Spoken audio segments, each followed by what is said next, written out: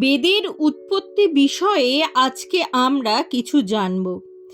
এখন প্রশ্ন উঠতে পারে, বেদ নামে প্রচারিত যে গ্রন্থসমূহ দিষ্ট হচ্ছে সেটি তবে কি?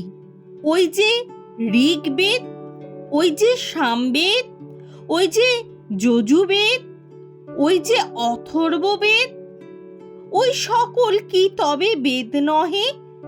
আর যদি এই সকল গ্রন্থকে বেদ বলিয়া গ্রন্থ গ্রহণ করা হয়, তবে তাহাদের অনাদিত্ব, অপৌরুষত্ব ও নিত্যত্ব কি প্রকারে সপ্রমাণ হইতে পারে?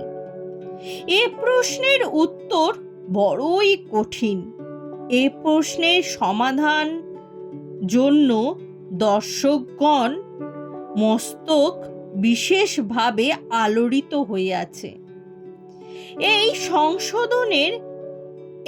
সংশয়ের নিরসন উদ্দেশ্যই অনন্ত শাস্ত্রের অভ্যুদয় ঘটিয়েছে। বিষয়টি হৃদয়ে ধারণা করিবার উপযোগী।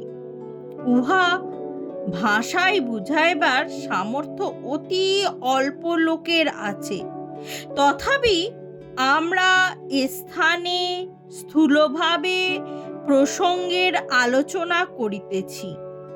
এই যে মন্ত্রাদি ঋক, সাম, যজু, অথর্ব বেদের মধ্যে নিবিষ্ট রইয়াছে, আমরা মনে করি, হিন্দু মাত্রই মনে করেন এই মন্ত্রগুলি নিত্য, সনাতন, সপ্রমাণ ও অপরিসেয়। আর ওই মন্ত্রগুলি যে উদ্দেশ্যে প্রযুক্ত, উহা দ্বারা যে উদ্দেশ্য সিদ্ধ হয়, যেভাবে, যে অবস্থায়, যে স্বরে, যে অধিকারীর যে মন্ত্র উচ্চারণ করা প্রয়োজন, সকলে তাহা পারে না বলিয়া সে মন্ত্রের ফল প্রত্যক্ষ হয় না। অনুষ্ঠপাদি যে ছন্দ আছে, উদাত্তাদি যে স্বর আছে, মন্ত্রোচ্চিত সংযমাদির যে যজ্ঞবিধি আছে, তাহার অনুবর্তন না করিয়া তৎসমুদায়ে সিদ্ধি লাভে সমর্থন না হইয়া বিকৃত মন্ত্র, বিকৃত ব্যবহারে সুফল লাভের আশা দুরাশা মাত্র। একটা স্থূল দৃষ্টান্তে বিষয়টি বুঝিবার চেষ্টা করা হোক। মনে করুন, কাহারও নাম জগদীশ। যদি কেহ জগদীশকে জ্যোতিষ বলিয়া ডাকে, জগদীশ কি তাহার উত্তর দিবেন? কে কাহাকে ডাকিছে মনে করিয়া তিনি নিশ্চয় সে ডাক উপেক্ষাই করিবেন। কিন্তু যদি কেহ জগদীশকে তাহার প্রকৃত নাম ধরিয়া ডাকিতে পারেন, তাহা হইলে নিশ্চয় জগদীশ সে ডাকে কর্ণপাত করিবেন। অধিকারী অনধিকারীর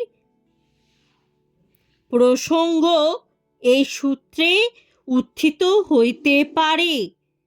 মনে করুন, জগদীশ সম্ভ্রান্ত লোক। পথে কতকগুলো নীচ লোক তাহার নাম উল্লেখে যদি আহ্বান করে, তিনি তাহাতে কখনোই কর্ণপাত করিবেন না। তাহারা তাহাকে আহ্বান করিতেছে বলিয়া মনে করিতেই পারিবেন না। তাহার সহিত সম্বন্ধ বিশিষ্ট ব্যক্তি তাহাকে আহ্বান করিতে পারে। এই সাধারণ জ্ঞান হইতেই বুঝতে পারি না কি বেদ মন্ত্রাদি যাদের উদ্দেশ্যে প্রযুক্ত, তারা সহিত সম্বন্ধ বিশিষ্ট হইবার যোগ্যতা লাভ করিয়াছে যেজন, সেই জন তাহাকে ডাকিবার অধিকারী। সেই জন আহ্বানে তাহার স্থান পৌঁছাইয়া থাকে।